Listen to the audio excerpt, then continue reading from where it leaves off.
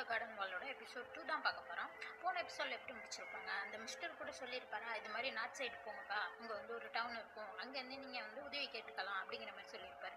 சரின்னு சொல்லிட்டு அண்ணனும் தம்பி அங்கேருந்து நடக்க ஆரம்பிச்சிருக்காங்க. நடந்து வந்து மறுநாளே ஆயிடுச்சு. அப்போ தான் அண்ணன் சொல்லிட்டு வரான், மறுநாள் ஆயிடுச்சு, இந்நேரம் நம்ம டவுனுக்கு போயிருக்கணுமேண்டா, அவர் சொல்கிற வழியில் தானே போயிட்டுருக்கோம் அப்படிங்கிற மாதிரி தம்பிட்டு கேட்குறான். அவனும் வந்து நான் தான் சொல்கிறது நீ கேட்க மாட்டேறிய அப்படிங்கிற மாதிரி சொல்லிட்டு அவன் பட்டு வந்துட்டு இருக்கான்.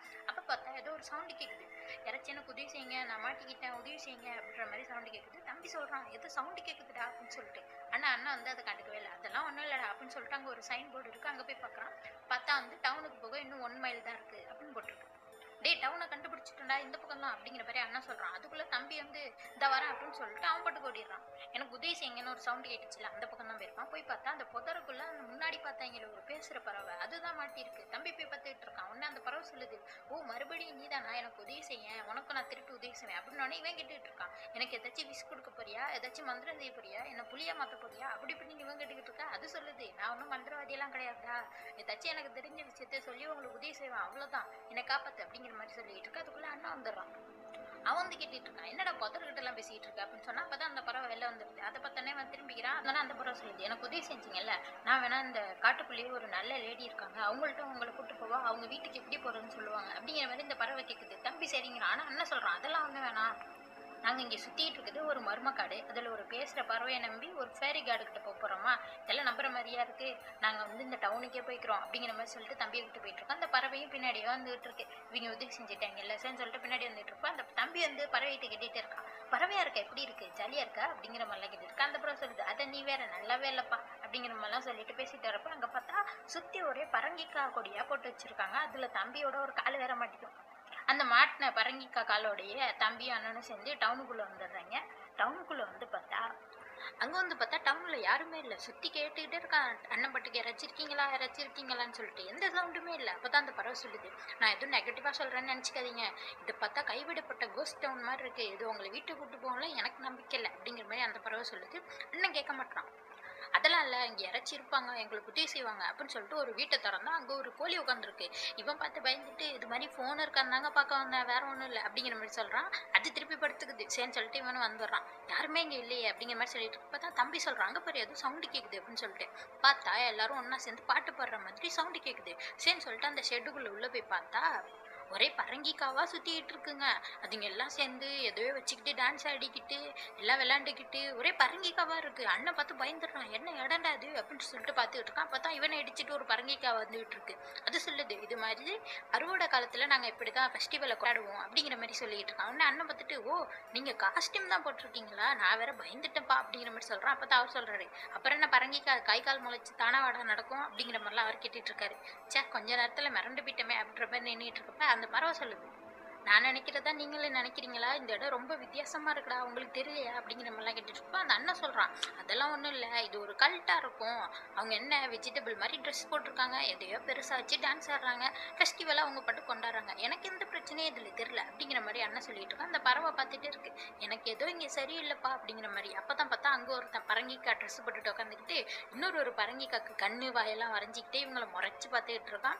அண்ணனும் இதை பார்த்துட்டு, எங்களுக்கு தேவையெல்லாம் ஒன்றே ஒன்று தான், யாராச்சும் எங்களை கொண்டு போய் வீட்டில் விட்டால் மட்டும் போதும் அப்படிங்கிற மாதிரி சொல்லிட்டு இந்த பறவை கிட்ட சொல்கிறான், நீ வேணா இப்போ கிளம்பிடு அப்படிங்கிற மாதிரி சொல்கிறான், ஏன்னா இவங்க தான் வீட்டுக்கு போகிறாங்கல்ல அப்படிங்கிற மாதிரி சொன்னால் அந்த பறவை சொல்லுது, அதெல்லாம் நான் விட்டுட்டு போக மாட்டேன், எனக்கு நீங்கள் உதவி செஞ்சுருக்கீங்க, உங்களுக்கு நான் உதவி செய்யாமல் எங்கேயுமே போக மாட்டேன் அப்படிங்கிற மாதிரி அந்த பறவை சொல்லிட்டு இருக்கு. சரின்னு சொல்லிட்டு இந்த அண்ணன் பட்டுக்கு யார்ட்டாச்சும் உதவி கேட்கலாம் அப்படின்னு சொல்லிட்டு அவன் போயிடுறான். தம்பி வந்து இந்த பறவைட்டை கேட்டுட்டு இருக்கான், நம்ம போய் டான்ஸ் ஆடுவான்னு சொல்லிட்டு போட்டு இருந்தா அது சொல்லிட்டு வேண்டாம் சொல்லிட்டு இருக்கப்ப இவன் பாட்டுக்கு அந்த கூட்டத்துக்குள்ளே போக ஆரம்பிச்சிடறான். அப்போ தான் வந்து அண்ணன் வந்து ஒரு பொண்ணுகிட்ட போய் பேசிக்கிட்டு இருக்கான். அந்த பொண்ணு வந்து சொல்லுது, நீ வந்து ரொம்ப சீக்கிரமா வந்துட்டியே எங்க கூட ஜாயின் ஆகிறதுக்கு, நீ ரெடியான மாதிரி கூட இல்லையே அப்படிங்கிற மாதிரிலாம் அந்த பொண்ணு சொல்லுது. இவன் சொல்றான், இது உங்க கூட ஜாயின் ஆக போறேன்னா, அதெல்லாம் ஒன்றும் இல்லை, நான் இதை தாண்டி தான் போக வந்தேன், வீட்டுக்கு நான் போகணும் அப்படிங்கிற மாதிரிலாம் இவன் சொல்ல பக்கத்துல ஒருத்தர் கேட்டுருக்கு, என்னது இந்த கிராமத்தை விட்டு போக போறியா, இங்கேருந்து யாரா போவா அப்படிங்கிற மாதிரி சொன்னோடனே அவ்வளோதான், அந்த ஷெட்டோட கதவை சாத்திடுறாங்க.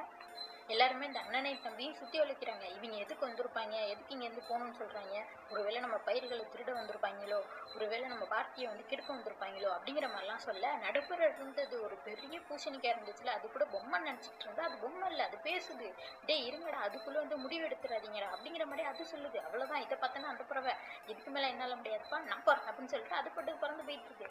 அப்போ தான் அந்த மான்ஸ்டர் கேட்டுக்கிட்டு இருக்கான், அந்த பாருங்க பசங்களா, எப்படி நீங்கள் இங்கே வந்தீங்க, முதல்ல அதை சொல்லுங்கள் அப்படிங்கிற மாதிரி கேட்டால், அப்போ தான் வந்து அண்ணன் சொல்கிறான், நாங்கள் காட்டுக்குள்ளே சுற்றிட்டு இருந்தோம், இங்கே ஒரு டவுன் இருக்குன்னு சொன்னாங்க, சரின்னு சொல்லிட்டு இங்கே வந்தோம், நார்மலான மக்கள் இருப்பாங்க, எங்களுக்கு உதவி செய்வாங்கன்னு சொல்லிட்டு வந்தோம் அப்படிங்கிற மாதிரி சொல்லுவோம். தம்பி சொல்கிறான், இது மாதிரி வர வழியில் 2 பரங்கிக்காக நாங்கள் மிதிச்சிட்டோம் அப்படிங்கிற மாதிரி வேறு சொல்லிடுறான். அப்புறம் தான் அண்ணன் சொல்கிறான், அப்புறம் இங்கே ஒரு பாட்டு சவுண்டு கேட்டுச்சு, சரி இங்கே உதவி செய்வாங்கன்னு சொல்லிட்டு இங்கே வந்தோம் அப்படிங்கிற மாதிரி சொல்கிறான். உடனே அந்த மான்ஸ்டர் சொல்லிக்கிட்டு இருக்கு, அப்பன்னா நீங்கள் எங்கள் கிராமத்துக்குள்ளே வந்து எங்கள் வயநிலங்களை வேஸ்ட் ஆக்கி எங்களோட ப்ரைவேட்டான பார்ட்டியையும் வீணாக்கியிருக்கீங்க அப்படிங்கிற மாதிரிலாம் சொல்லிட்டு இதுக்கெல்லாம் உங்களுக்கு சரியான தண்டனை உண்டு அப்படின்னா சொன்னால் அந்த தம்பி கத்திக்கிட்டு இருக்கான். நீங்கள் எதை வச்சு சொல்கிறீங்க, உங்களுக்கு என்ன ப்ரூஃப் இருக்குது இதெல்லாம் சொல்கிறதுக்கு, நீ இவன் தான் முதல்ல சொன்னால் நாங்கள் பரங்கிக்காய் மிதிச்சோன்னு சொல்லிட்டு இப்போ ப்ரூஃப் கிட்ட நின்றுட்டு இருக்கான். அப்போ தான் இன்னொரு பரங்கிக்காய் வந்து அந்த பறந்து போன பறவையை பிடிச்சிட்டு வந்து கொடுத்துருது, இது தப்பிச்சு பார்த்துச்சு பிடிச்சிட்டு வந்துட்டேன் அப்படின்னு ரூபாய் சொல்லிட்டு இருக்கு. அந்த பறவை கத்திட்டு இருக்கு, நான் தான் சொன்னேன்டா இந்த இடமே சரியில்லை போயிடலாம்னு சொல்லிட்டு கேட்டியா அப்படிங்கிற மாதிரி அண்ணன் சொல்லிட்டு இருக்கு. ஒன்று இந்த பெரிய மான்ஸ்டர் சொல்லிட்டு இருக்கு, இது மாதிரி நீங்கள் நிறைய தப்பு பண்ணியிருக்கீங்க, எங்கள் வயநிலத்தை வேஸ்ட் ஆக்கியிருக்கீங்க, எங்கள் அமைதியெல்லாம் கெடுத்துருக்கீங்க, அதுக்கு உங்களுக்கு தண்டனை கொடுத்தே ஆகணும் அப்படிங்கிற மாதிரி சொல்லிக்கிட்டு இருக்கு. அண்ணன் கேட்டுட்டு இருக்கான், என்னென்ன தண்டனை கொடுக்க போறீங்க அப்படிங்கிற மாதிரி கேட்டால் உதவி செய்யணும்னு சொல்லியிருக்கு. பார்த்தா அண்ணனையும் தம்பியும் வயநிலத்துலலாம் வேலை செய்ய விட்டுருக்காங்க, இதில் இவங்க தப்பிச்சு போயிடக்கூடாதுன்னு சொல்லிட்டு இவங்க காலில் பெரிய இரும்பு குண்டை வேற கட்டி விட்டுருக்காங்க. 2 பேரும் ஒன்றா சேர்ந்து வேலை செஞ்சுட்டு இருக்காங்க. அப்புறம் இவங்க 2 பேரும் வேலை பார்க்குறது எப்போதுமே அதுங்கெல்லாம் கண்காணிச்சுக்கிட்டே இருக்கு. இதில் பார்த்தா அண்ணனும் தம்பியும் சேர்ந்து ஒரு குழியை நோண்டிக்கிட்டு இருக்காங்க. அப்போ தான் அண்ணன் சொல்லிட்டு இருக்கான், அவ்வளோதான் இன்னும் கொஞ்சம் நேரத்தில் இந்த வேலையெல்லாம் முடிய போகுது அப்படிங்கிற மாதிரி சொல்கிறான். அப்போ தான் அந்த பறவை கேட்குது, சரி முடிச்சதுக்கப்புறம் நீ என்ன பண்ண போற, அங்கிட்டும் இங்கிட்டும் காட்டுக்குள்ளே எப்போதும் அழிஞ்சிக்கிட்டே இருக்க போறியா அப்படிங்கிற மாதிரிலாம் கேட்டுட்டு இருக்கு. இவன் சொல்லிட்டு இருக்கான், தெரில எனக்கு தெரில, நான் வந்து கொஞ்ச நாள் இந்த டவுன்லேயே இருக்க போகிறோம் இல்லாட்டி, ஏன்னா நல்லா தானே இருக்கீங்க அப்படிங்கிற மாதிரிலாம் இவன் சொல்லிட்டு இருக்கான். அப்போ தான் அந்த பறவை கேட்குது, சரி முதல்ல எதுக்கு இந்த புளியை நோண்டிக்கிட்டு இருக்கீங்க இவ்வளோ பெருசா அப்படிங்கிற மாதிரி கேட்டால், அப்போ தான் இவன் சொல்கிறான், ஏதாச்சும் விதைக்கையாக இருக்கும் மரம் வளர்க்கையாக இருக்கும் அப்படிங்கிற மாதிரிலாம் இவன் சொல்ல. அப்போ தான் அந்த பறவை சொல்லுது, ஒரு வேளை ஒன்று உள்ளே போட்டு புதைக்க போகிறாங்களோ அப்படிங்கிற மாதிரி சொன்னானே இவனுக்கு பயம் வந்துடுது. பார்த்தா அங்கே தம்பி சொல்கிறான், டேய் நான் புதையல் கண்டுபிடிச்சிட்டேன்டா அப்படிங்கிற மாதிரி. புதையலாம் பார்த்தியா, புதையல் தான் இருக்கான் அப்படின்னு சொல்லிட்டு, என்னது இது அப்படின்னு பார்த்தா எலும்பு கூடு. அப்போ தான் அண்ணனுக்கு புரியுது, நம்மளை புதைக்கிறதுக்கு நம்மளே குழி நோண்ட விட்டுருக்காங்களே அப்படின்னு சொல்லிட்டு பயந்து போயிட்டு அலறிக்கிட்டு இருக்கான். பொச்சி நான் எல்லாமே தப்பாக பண்ணிட்டேன், தப்பாகவே முடிவு எடுத்துட்டேன், வீட்டுக்கு எப்படி போகிறேன்னா இப்போ எனக்கு தெரியல அப்படிங்கிற மாதிரிலாம் குழம்பிட்டு இருக்கான். அப்போ தான் அண்ணன் வந்து இந்த பறவைகிட்ட கேட்டுட்டு இருக்கான், உன்ட்டு தான் அந்த குட்டி ஷவல் இருக்குல்ல, அதை வச்சு லாப்பை உடச்சி விட வேண்டியதானே எங்களுக்கு அப்படிங்கிற மாதிரி கேட்குறான். அந்த பறவை சொல்லுது, இப்போ என்ன நீ வந்து என்கிட்ட உதவி கேட்குறியா, என் உதவி தான் உனக்கு தேவையில்லைன்னு சொல்லிட்டியா அப்படிங்கிற மாதிரி சொல்கிறப்ப, இல்லை உதவி செய்ய அப்படிங்கிற மாதிரி கேட்டுட்டு இருக்கான். அதுக்குள்ளே அந்த மாஸ்டரும் அந்த பறவைக்கெல்லாம் வர ஆரம்பிச்சிது, சீக்கிரம் உதவி செய்ய அப்படின்னு கத்திக்கிட்டு இருக்கான். இந்த பறவையும் போயிருது. பார்த்தா அதுங்கெல்லாம் வந்து சொல்லிட்டு இருக்கு, என்னப்பா குழியெல்லாம் நோண்டிட்டியா, நல்லா நோண்டிருக்கியா அப்படிங்கிற மாதிரிலாம் கேட்டுட்டு இருக்கா. இவன் வளரிக்கிட்டு இருக்கான், நோண்டிட்டோங்க ஆனால் இன்னும் முடியலைங்க, கல்லெல்லாம் இருக்குங்க, உங்களுக்கு தான் கல்லெல்லாம் இருந்தால் பிடிக்காது தானே, ஆமாப்பா பிடிக்காது அப்படின்னு அதுங்களும் சொல்ல, அதை தாங்க எடுத்துக்கிட்டு இருக்கா அப்படிங்கிற மாதிரி பேச, இங்கே பறவை வந்து அதை உடச்சிக்கிட்டு இருக்கு, லாக்கை வந்து அப்படியே கண்டினியூ பண்ணிடா அப்படின்ற மாதிரி சொல்லிட்டு இது உடச்சிக்கிட்டு இருக்கு. இவன் அப்படியே வளர ஆரம்பிக்கிறான், அந்த கல்லுங்க அது தூசுங்க அது மண்ணுங்க அப்படிங்கிற மாதிரிலாம் இவன் வளரிக்கிட்டு இருக்கு. அதுங்க எல்லாம் 2 இவனையே பார்த்து கேட்டுட்டு இருக்கு. பார்த்தா இந்த பறவை என்ன பண்ணுது, இவளாக்க உடச்சிட்டு அப்படியே தம்பி லாக்கையும் உடச்சிருது. பார்த்தா தம்பி அந்த பறவையும் குடுகுடுன்னு ஓடி போயிடுறாங்க. இவன் திரும்பி பார்த்துக்கிட்டு இருக்கான், என்னடா விட்டுட்டு ஓடிட்டீங்க அப்படிங்கிற மாதிரி. அப்போ தான் அந்த மான்ஸ்டர் கேட்டுட்டு இருக்கு, சொல்லுப்பா கல்லெல்லாம் என்னாச்சு என்ன பண்ண அப்படிங்கிற மாதிரிலாம் பேசிக்கிட்டு இருக்கப்பயே பின்னாடி அந்த பார்த்தாங்களோ ஒரு எலும்பு கூடு, அது எந்திரிச்சு வருமா, எந்திரிச்சு வந்தோன்னே எல்லாரும் ஓடுறாங்க அதுக்கிட்ட, லாரி வந்துட்டான் பாருங்க முன்னாடி இருந்த மாதிரியே இருக்கான் அப்படிங்கிற மாதிரிலாம் சொல்லிட்டு இருக்காங்க. பார்த்தா அந்த எலும்பு கூடு வந்து இவங்க பண்ணி வச்சிருந்தாங்கல்ல ஒரு பரங்கிக்காலை வந்து மூஞ்சி மாதிரி, அது எல்லாத்தையும் மாட்டிக்கிட்டு இதுதான் அந்த பரங்கிக்காவா சுத்திட்டு இருக்குங்க. இப்போதான் அண்ணனுக்கும் புரியுது, அப்போ இவங்க எல்லாருமே எலும்பு கூடுகளா, இவங்க தான் இப்படி பரங்கிக்காவா சுத்துறாங்களா அப்படின்னு சொல்லிட்டு பார்த்துக்கிட்டு இருக்கான்.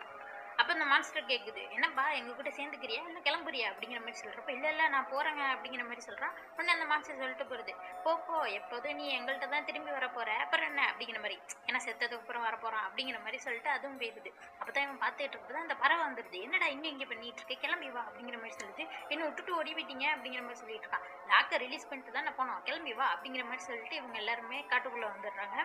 அப்போ தான் அண்ணன் வந்து இந்த பறவைக்கிட்ட கேட்குறான், இது எல்லாமே கரெக்டாக தான் நான் சொல்லிக்கிட்டு இருக்கு, இது மாதிரி எங்களை வீட்டுக்கு போகிறதுக்கு உதவி செய்ய அப்படின்னா சரி உங்களை வந்து ஏர்லிக்கிட்ட நான் கூட்டிகிட்டு போகிறேன் அப்படிங்கிற மாதிரி அந்த பறவை சொல்லுது. ஏன்னா அந்த பறவை அங்கே தான் போதும். அப்போ தான் தம்பி கேட்குறான், நீ எதுக்கு அங்கே போகிற அப்படிங்கிற மாதிரி. என்ன சொல்கிறது, நானும் வந்து வீட்டை தொலைச்சிட்டேன், அதை தேடி தான் போயிட்டுருக்கேன் அப்படிங்கிற மாதிரி சொல்கிறப்ப அண்ணன் கேட்டுட்டு இருக்கேன், ஏன் என்னாச்சு உனக்கு அப்படின்ற மாதிரி. அந்த பறவை சொல்லுது, எல்லாத்தையும் வந்துட்டு சொன்னாலும் அவசியம் இல்லை அப்படிங்கிற மாதிரி சொல்லிட்டு இவங்க 3 பேருமே அவங்க பயணத்தை ஆரம்பிக்கிறாங்க. இதோட இந்த எபிசோட் முடியுது. உங்களுக்கு இந்த எபிசோடில் என்ன விஷயம் பிடிச்சிருந்துச்சு, பிடிக்கலாட்டியும் கமெண்ட்டில் சொல்லுங்கள். அடுத்த வாரம் அடுத்த எபிசோட் பார்க்கலாம். பை.